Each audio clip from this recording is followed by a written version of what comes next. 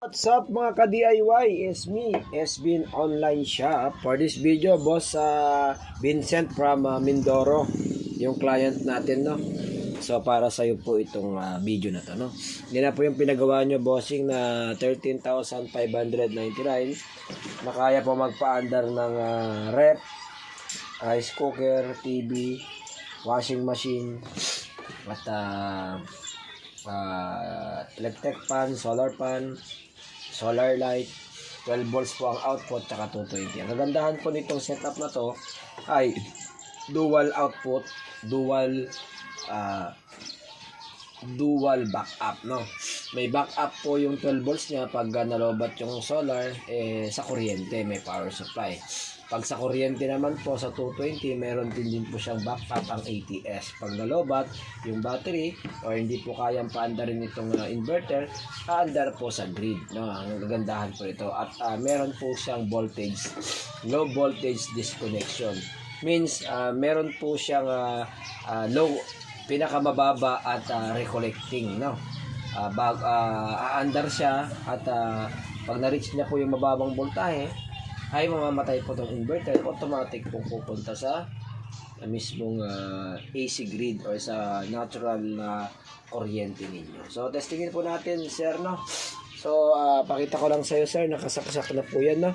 Nakalagay na po sa outlet, ayan yung kuryente, and then sa battery, no? Nakakonect na po sa battery. So, ang unang-una itong papaandarin, kung nakalagay na po sa wall mounting niya, ay ang battery, no? Pero, sir, ito po yung sir? Wire ng solar mo, i-connect mo na lang positive, negative. Yung red po yung positive, negative po yung black. So, meron din po yung ating battery, no? Red po yung positive. So, i-on po natin yung battery. So, pag naka-on na po yung battery, makikita nyo po na umaandar po yung ating MPPT 100 ampere maximum 1,200 watts po, no? Na solar panel. So, yan. Nakaset po yan sa battery po na lead acid na bossing, no? So, susunod pong paandarin natin kung nakalagay na po yung panel, itaas na natin yung panel. May makikita po kayo indicator dito na panel, no? Magsusupply yung panel, no? And then susunod po yung ating AC main, no? Yung main ng AC. Yan. So, makikita nyo, sir, yan, makikita nyo, naka-umilaw po yung AC grid. So, ito po, sir, is 12 volts ang output nito. Dito sa malabas 12 volts, doon naman po ay 220 na. So, ito, bossing, ay AC grid. So, pag na AC grid po tayo, ay kuryente po, mandar po yung exhaust. So, kuryente po yung nagpapaandar doon sa 12 volts. Okay? And then, paandarin na po natin yung load. Ayan, load po, no? Ito po naman yung AC load. Yun pong load niya. Ano? Ito yung yung AC 12 volts po yan. Ito na po yung reading ng solar panel natin or yung battery natin. And then, paandarin na po natin yung AC output. Okay? Yan po yung AC output. Yan po lumalabas yung voltahe ninyo. Kung ilang wattage, ilang amperahe po, at ilang megahertz po, no? 6-in-1 po ito, no? 6-in-1. So, sir, testin natin yung ating output, no? Para makita nyo, no? So, pag tinester natin yan, bossing, pag tinester natin yan, makikita nyo 220 volts yan. 220 volts na bossing, no? So, hindi po mandar yung inverter dyan, no? Kuryente pa lang siya. Pero dito ay naka-solar siya, no? So, explain ko lang po itong LVD, no? LVD switch at saka 14 switch. Pag ito po ang tatanungin nyo sa akin, ito po ay switch ng LVD. Namamatay yung LVD, namamatay din yung 14, no? Ito LVD. So, kung natin ito. Pag natin indicator. LVD.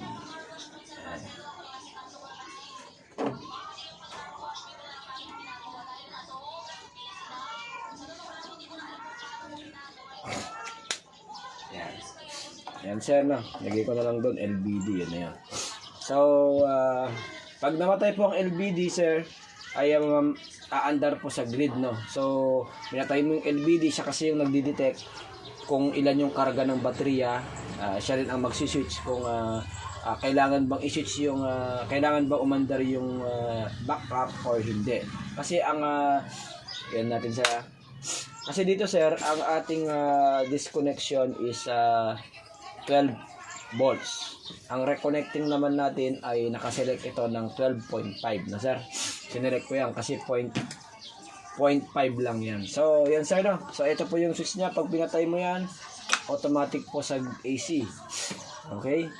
Yan po ang indicator niya, no? So, testerin natin. Yan, sir, ito po yung aandar ito.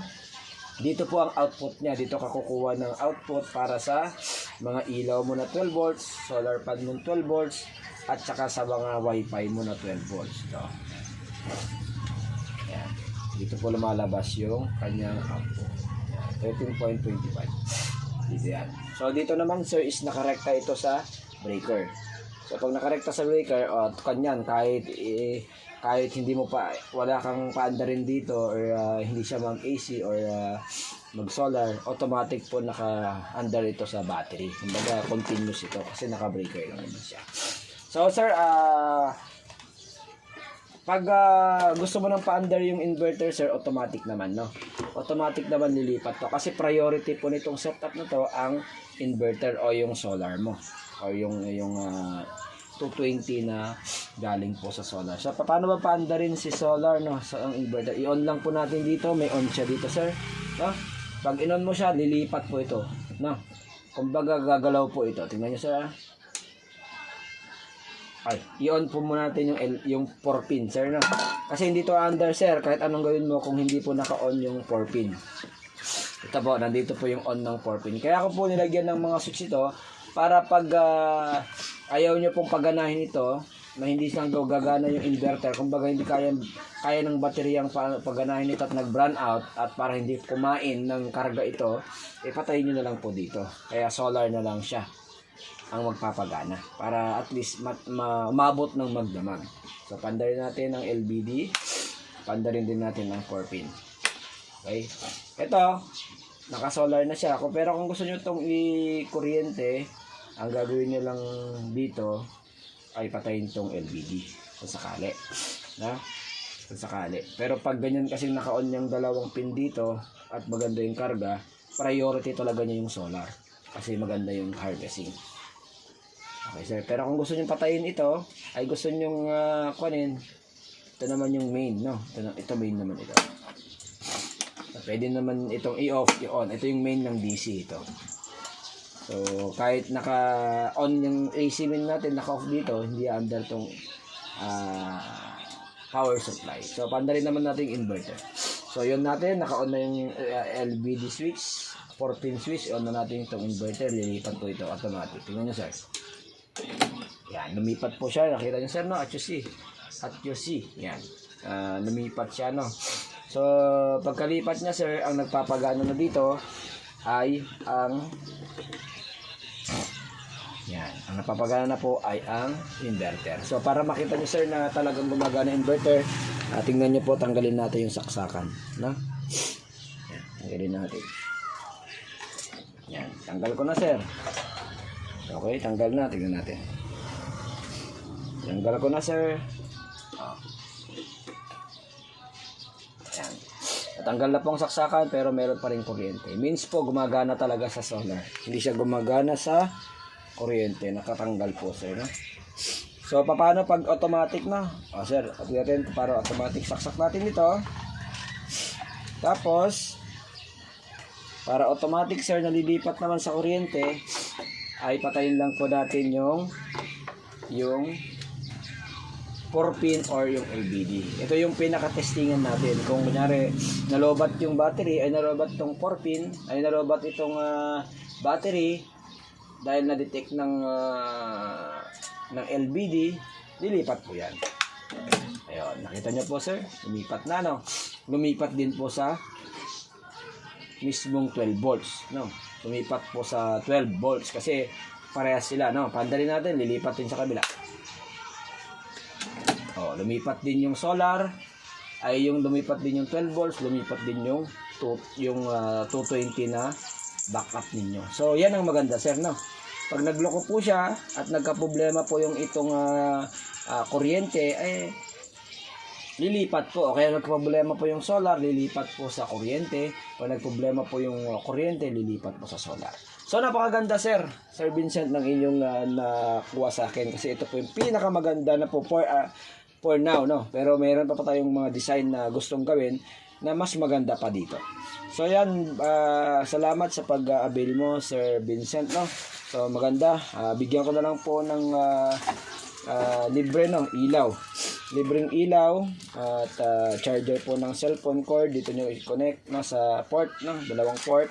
At saka yun na, may sticker tayo. So yan, thank you Sir Vincent from Mindoro. Yan ang iyong setup. So picture muna tayo.